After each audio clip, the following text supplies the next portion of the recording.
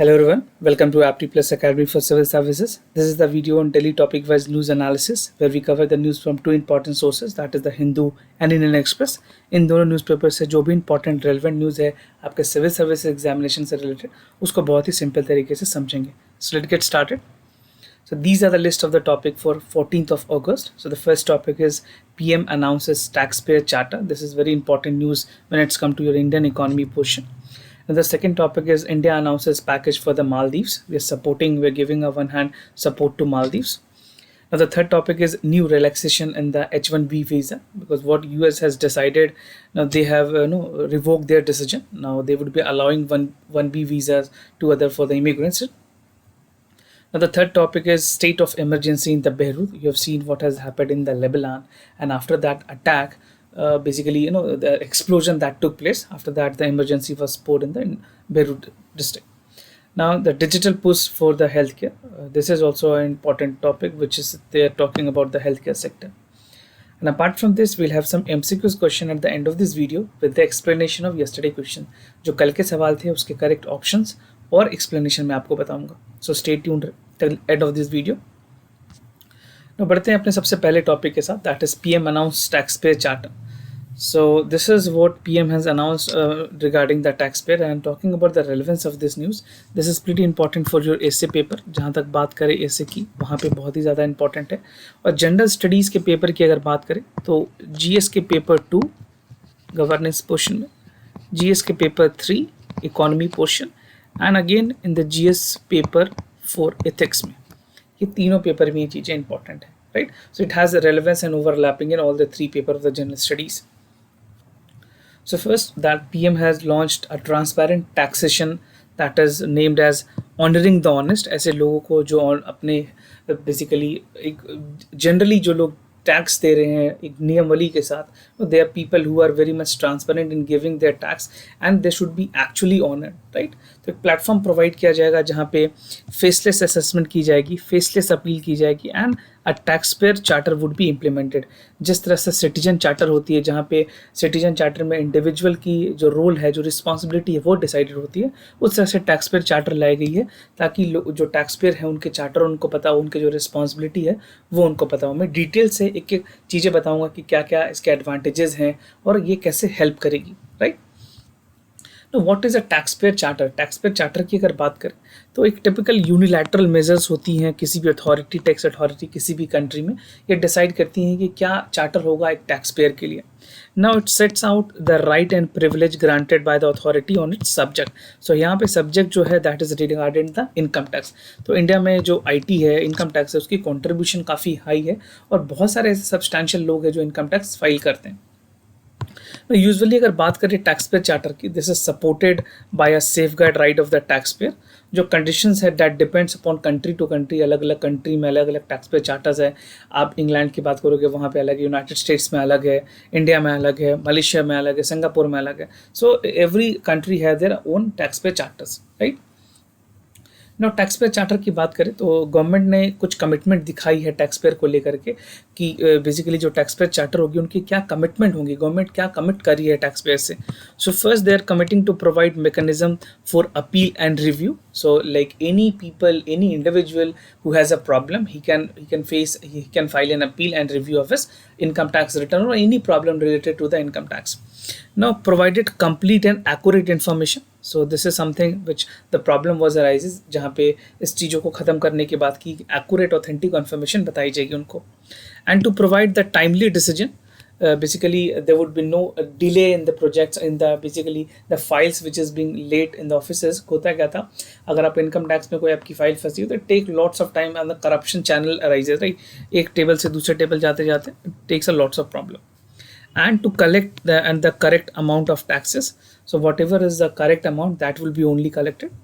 And with respect the privacy of the taxpayer, जो भी individual taxpayer की privacy है उसको maintain किया जाएगा. And the tax authority would hold it accountable because they are the only authorities who are basically inclined to collect the tax, and they would be solely responsible and held accountable if any problem arises. उसके अलावा जो mechanism है to laws a complaint, किसी को अगर कुछ complain कर रही है तो उनके लिए भी एक प्रॉपर चैनल बनाई जाएगी, उनको रेजोल्यूशन दिया जाएगा. And it will reduce the cost of compliance, जो कॉस्ट ऑफ कंप्लायंसेस पहले हुआ करती थी, अब फेसलेस में ये सारी चीज़ों से मदद मिलेगी लोगों को. So these are some of the important things that government is promising to the tax payer through the tax payer charter. Right, ये चीज़ें आपके दिमाग में पूरी क्लियर होनी चाहिए. नाउ फेसलेस अपील सिस्टम की बात करें जो गवर्नमेंट इसके थ्रू लाना चाह रही है, तो faceless appeal system would be available from September 25. जो बर्थ एनिवर्सरी है दीनदयाल उपाध्याय के, उसके बेसिकली बर्थ एनिवर्सरी को मार्क करते हुए फेसलेस अपील सिस्टम लाया जाएगा. और जो दो अलग सिस्टम है जो मैं आपको शुरुआत में बताया, फेसलेस असेसमेंट और जो टैक्स पेयर्स के जो चार्टर हैं, वो ये जब पॉलिसी कल प्राइम मिनिस्टर ने अनाउंस किया उसके साथ ही ये इमीडिएट इफेक्ट पे आ चुकी है. राइट, क्या क्या और एडवांटेजेस होंगे टैक्स पेयर चार्टर के इंडिया को देखते हुए, because this would be completely new for Indian tax payer. तो कुछ न्यू फैसिलिटीज़ की बात करें तो it will strengthen the government mottos for the minimum government. जो मिनिमम गवर्नमेंट है, जो कम से कम लोग हों, और जो मैक्सिमम गवर्नेंस है उसके बारे में जो सरकार की पहले से कोशिश है उसको प्रमोट करती है ये. And the effort would make the tax payer seamless, painless and faceless. So ये तीन चीज़ें काफ़ी इंपॉर्टेंट है. जब अगर आप मेंस में कुछ कोट पंच लाइन लिखोगे तो ये सारे पॉइंट्स आपको लिखने पे ज़रूरी है. Now it is a vital step for the country development. जो कंट्री की ओवरऑल डेवलपमेंट है, बेसिकली गवर्नमेंट ने आत्मनिर्भर भारत अभियान भी लाया, तो उसके लिए जो कंट्रीब्यूशन होनी चाहिए एज एन टैक्स पेयर, वहाँ पे बहुत ज़्यादा मदद मिलेगी. And it will balance the responsibility of the tax payer duties and fixing the government responsibilities. Because what you are giving taxes to the government, right, आप as a individual government को tax दे रहे हैं and government is providing you the service. So ये चीज़ें, ये cycle चल रही हैं. Now the assessment system seeks to eliminate the corruption practices. ऐसे कई बार होते हैं जो करप्शन के प्रैक्टिसेस बहुत बड़े बड़े फर्म्स में करप्शन देखे गए हैं. So this would be like territorial jurisdiction जो है वो इनकम टैक्स ऑफिस के अंदर होगी, और ये कहीं ना कहीं जो मैल प्रैक्टिसेस है, जो करप्शन एक्टिविटीज़ हैं, उसको ख़त्म करने में मदद दिलाएगी. And the platform would also instil the sense of fearless and fearlessness in the tax payers. एक तरह से टैक्स पेयर को ये पता होना चाहिए कि हम जो टैक्स दे रहे हैं वो फेयर इनफ है, कि जो हमारी कंट्रीब्यूशन है एक्चुअल उतना ही पे कर रहे हैं, कुछ ज़्यादा नहीं दिया जा रहा है, और उनको फेयरलेस के साथ अपने टैक्स पे करने की ज़रूरत है. और ये अथॉरिटी की रिस्पॉन्सिबिलिटी होगी टैक्स इनकम टैक्स डिपार्टमेंट की, कि वो सारी चीज़ों को एक लेजिमेट तरीके से, एक बेसिकली ट्रांसपेरेंट मैनर से टैक्स पेयर के साथ टैक्स लें. Right, so this are some of the important advantage of the tax payer charter. Now the other topic, that is India announced packages for the Maldives. This is the news in the Hindu national page. और बात करें इस तरह के article की relevance की, तो general studies के पेपर 2, जहाँ पे टॉपिक नंबर 17 है GS पेपर 2 में, international relations with the neighbouring countries, वहाँ पे ये चीज़ें काफ़ी इंपॉर्टेंट है. प्रीलिम्स में कभी एक आध सवाल पूछ लिए जा सकते हैं इससे. So recently, India has announced a $50 million of the package to Maldives. This is for the largest connectivity project in the island nation to connect Malé, जो वहाँ की कैपिटल है, with the 3 neighboring island. और मैं आपको आगे बताऊंगा कौन से 3 neighboring island हैं. तो जो न्यू कनेक्टिविटी मेजर्स लिए गए हैं उसमें बेसिकली कोशिश ये की गई है कि जो एयर, सी और जो इंट्रा आइसलैंड कम्युनिकेशंस हैं, उन सारे चीज़ों को इम्प्रूव किया जाए in the Indian ocean island. और जिसकी जो इकोनॉमिक इम्पैक्ट है कोविड-19 के पेंडेमिक को देखते हुए, तो सरकार चाह रही है कि एक रिवाइवल पैकेज बने. We need to come back with all the efforts. तो यहाँ पे रिवाइव करने की कोशिश की जा रही है. And among the initiatives announce there would be an air connectivity bubble travel, जिसको बेसिकली वो डायरेक्ट फेरी सर्विसेज होगी. तो एयर बबल होती क्या है? एयर बबल आपने पहले भी न्यूज़ में पढ़ा होगा. एयर बबल एक बायलैटरल बेसिकली कनेक्शन होती है between the 2 corridor of the countries, जहाँ पे 2 कंट्री मिलके एक ट्रैवल कॉरिडोर बनाते हैं और वो ओपन करते हैं अपने बॉर्डर को, इस्टेब्लिश करते हैं कनेक्शन बिटवीन 2 कंट्रीज़, और एक्सक्लूसिव पार्टनर राइट दी जाती है उन दोनों कंट्रीज़ को बीच में. जैसे अगर इंडिया और श्रीलंका के बीच में, या फिर इंडिया और, जैसे मैं एग्जांपल के आपको श्रीलंका बता रहा हूँ, अगर मालदीव्स की बात करें तो इंडिया और मालदीव्स के तौर पे अगर देखें आप, तो इंडिया एंड मालदीव्स, तो there would be an exclusive right between the these 2 countries. अगर मान लो यूनाइटेड स्टेट्स के साथ है अगर एयर बबल, तो इंडिया और यूनाइटेड स्टेट्स के साथ होगी. रशिया के साथ है तो इंडिया और रशिया के साथ एक स्पेशल एग्रीमेंट होगी. बहुत सारी चीज़ों में एग्जेम्पशंस भी दिए जाते हैं, प्रायोरिटी भी दी जाती है. राइट, तो this is air bubble. Now the submarine cable और जो टेलीकॉम कनेक्टिविटी है उसको बढ़ाने की बात की गई है. और असिस्टेंट फ्रॉम द गेटर जो माले कनेक्टिविटी प्रोजेक्ट्स है उसको लेकर के to connect the 3 neighbouring island, the biggest project so far. तो ये अभी तक की सबसे बड़ी प्रोजेक्ट है.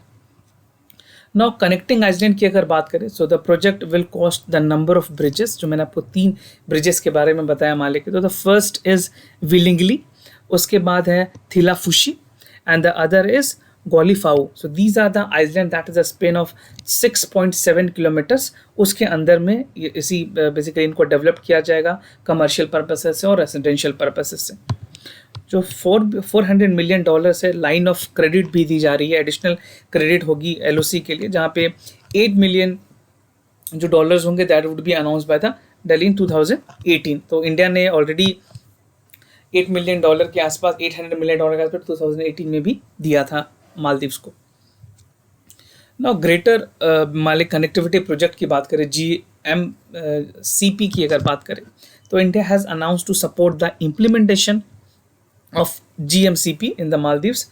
और जो फाइनेंशियल पैकेजेस दी जा रही हैं that would be for $100 million, और लाइन ऑफ क्रेडिट जो होगी वो $400 मिलियन की होगी। और जो GMCP है that would be the largest civilian infrastructure project in the Maldives. अभी तक की ये सबसे बड़ी इंफ्रास्ट्रक्चर प्रोजेक्ट होगी जो कि मालदीव्स में इस्टेब्लिश की जा रही है। तो ये आपके लिए बहुत ही ज़्यादा इंपॉर्टेंट है, प्रीलिम्स में सीधा डायरेक्ट सवाल इससे पूछे जा सकते हैं।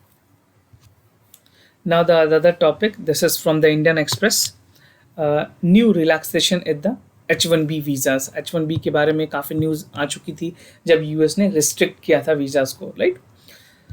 तो बात करें जो ट्रैवल एडवाइजरी यूएस के स्टेट डिपार्टमेंट है, उन्होंने एक ट्रैवल एडवाइजरी फिर से जारी की है, and they have allowed certain categories of worker, the non immigration visa holders in the national interest, तो they would be allowed to work. तो जो डिपार्टमेंट ने बेसिकली क्या किया था, जून में अनाउंस किया था कि एंट्री जो फॉरेन नेशनल की है नॉन इमिग्रेशन पर्पज़ के लोगों के लिए, उनको पूरी तरह से बंद कर दिया जा रहा है till end of 2020, right. Because वहाँ पे यूएस में इलेक्शंस भी है, so expert are of the opinion कि कहीं ये पॉलिटिकल स्टंट्स हों, तो that are not our concern. हमें जो इंपॉर्टेंट न्यूज़ है उसको ध्यान रखना है।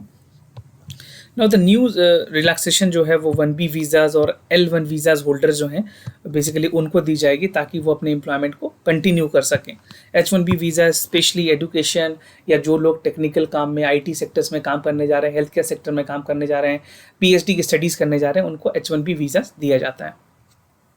तो बात करें न्यू ट्रैवल एडवाइजरी की, तो जो नई एडवाइजरी आई है वहाँ भी 1B जो वीज़ा होल्डर हैं, चाहे वो पब्लिक या प्राइवेट हेल्थ केयर प्रोफेशनल्स हों या कोई ऐसे हों जो कि मेडिकल रिसर्च में, medical activities, medical research studies कर रहे हैं, सो इन सारे लोगों को बेसिकली बेनिफिट दिया जाएगा, they would be allowed to travel, right.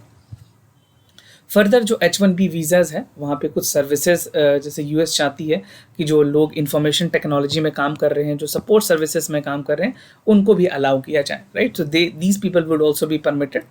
और जो नॉन गवर्नमेंट IT कंपनीज हैं they would also be allowed to travel back to resume their employment, because इन लोगों को 22 के प्रोक्लेमेशन के बाद बहुत ऐसे लोग थे जो कि वापस अपने नेटिव स्टेट कंट्री चले गए थे, राइट। और इसकी काफ़ी ज़्यादा विरोध भी की गई थी, मैं आपको आगे बताऊँगा इसके बारे में। तो why it has changed its stand, why the US government has changed its stand and they had cancelled the H1B visa जो उन्होंने ऑर्डर दिया था कि प्रोक्लेमेशन की जाएगी। तो यूएस प्रेसिडेंट का कहना है कि जो एंट्री है नॉन इमिग्रेशन वीज़ाज़ की कंपनीज़ की, वो स्कीम है that would undercut the job in the US worker. तो उनका जो पहली जो आर्ग्यूमेंट दी गई थी बेसिकली इसको कैंसिल करने की टिल एंड ऑफ दिसंबर 2020, उनका कहना था कि जो बाहर के लोग हैं वो कम कॉस्ट में भी काम कर लेते हैं और जिसका जो खामियाजा है वहाँ के लोकल लोगों को उठाना पड़ रहा है, उनको जॉब नहीं मिल रही है, राइट। सो जो फॉरेनर वर्कर्स हैं they are already for the work in the lesser average salary than the US worker. But इस चीज़ को देखते हुए जिस टाइम से ये अनाउंसमेंट हुई है तो कुछ बड़े कंपनीज़ लाइक गूगल, टेस्ला और ये सारे कंपनीज़ ने कंडेम किया था 1B वीज़ा रिजीम जो कैंसिल की गई है, क्योंकि उनका कहना था कि जो H1B वीज़ाज़ है उसका यूएस इकोनॉमी में बहुत ही पॉजिटिव इम्पैक्ट है। और ये चीज़ों को देखते हुए या फिर फॉरसाइट लगाते हुए यूएस एडमिनिस्ट्रेशन ने मेरे हिसाब से जो डिसीजन लिया है वो बहुत ही अच्छा लिया है, क्योंकि यूएस इकोनॉमी में बाहर के लोग कंट्रीब्यूट कर रहे हैं, they are ultimately building their nation, they are not working for a cheap salary, less salary, but they are ultimately building their nation, right. तो ये जो डिसीजन है इंडिया के फेवर में तो है ही, बट यूएस को ये ज़्यादा हेल्प करेगी, right. Now does it help Indian H1B worker? अगर बात करें companies like Wipro, TCS, Infosys, ऐसे कई कंपनीज है जो कि बड़े कॉन्ट्रैक्ट लेते हैं यूएस की फेडरल एजेंसी के साथ, तो इसका जो डायरेक्ट बेनिफिट होगा वो लोगों को देखा जाएगा कि जो यूएस एजेंसीज हैं वहाँ पे जो क्रूशियल यूएस फॉरेन पॉलिसी की जो ऑब्जेक्टिव है, लोग जो यहाँ से H1B वीज़ा लेके यूनाइटेड स्टेट्स जाते हैं, चाहे वो न्यूयॉर्क सिटी हो, मैसाचुसेट्स हो, कैलिफोर्निया हो, बहुत जगह पे लोग काम कर रहे हैं, right? And in 2018-19, along with the tech giants like Google, Facebook, and Apple, they have hired like 1,300 skilled IT employees from H1B visa वर्स. तो 13,000 लोग एम्प्लॉयड किए गए हैं सिर्फ H1B वीजा से और इन कंपनीज में. और 13,000 नंबर आपको थोड़ा कम लग रहा होगा, बट मैं ये बता दूं कि गूगल के इंडिया में सिर्फ 120 एम्प्लॉयज़ हैं, राइट? फेसबुक के they are also around the same 200 और 300 एम्प्लॉयज़. सो ये कंपनीज लेती ही बहुत कम एम्प्लॉयज़ को, right? So this is like अभी 13,000 भी अगर हैं तो they are a lot, because बहुत डिफरेंट कंट्रीज से भी इनको हायर किया जाता है. Now the other topic the state of emergency in the Beirut. जिस तरह से वहाँ पे लेबनान में जो बम डिस्पोज हुई थी बेसिकली, तो उस चीज़ को देखते हुए या फिर वहाँ पे सिविल वॉर का भी पुराना काफ़ी हिस्ट्री रहा है, सारी चीज़ों को ध्यान में रखते हुए, पॉलिटिकल अनसर्टेनिटी देखते हुए वहाँ पे इमरजेंसी लगा दी गई है. So this is again very important for your general studies paper 2. तो रिसेंटली लेबनान की जो पार्लियामेंट है उन्होंने अप्रूव किया है state of emergency in the Beirut, और जो decision was granted by the military sweeping powers, और एक बेसिकली सारी जो पावर है वो मिलिट्री को दी जाएगी क्योंकि पॉलिटिकल अनसर्टेनिटी बहुत हाई है वहाँ पे, they are not able to handle it. Now why did the Lebanon government resign? क्या ऐसे कारण थे जिन्होंने रिज़ाइन किया? तो मैं आपको बता दूं कि 4 अगस्त को 2 बहुत ही बड़ी धमाके हुई थी, एक्सप्लोजन हुआ था पोर्ट सिटी बेरूत में, जो दो की कैपिटल है लेबनान का. तो जो सेकेंड एक्सप्लोजन थी वो काफ़ी एक्सट्रीमली पावरफुल थी, जिनकी वजह से 2000 basically 200 death were reported and 6,000 injuries were occurred, right? And this incident force the government to resign. तो ये क्योंकि पोर्ट के सामने जो बेसिकली जो रीजन है, जो एरिया जहाँ पे ये ब्लास्ट हुई है, वहाँ पे बहुत सारी चीज़ें कंपाइल करके रखी हुई थी, and ultimately it has lead to the huge loss to the people. Now जब इस तरह की न्यूज़ आई है बेहरूत को लेकर के, तो आपके लिए मैप वर्क से रिलेटेड ज्योग्राफी या फिर करंट अफेयर्स से बहुत ही इंपॉर्टेंट सवाल हो जाते हैं.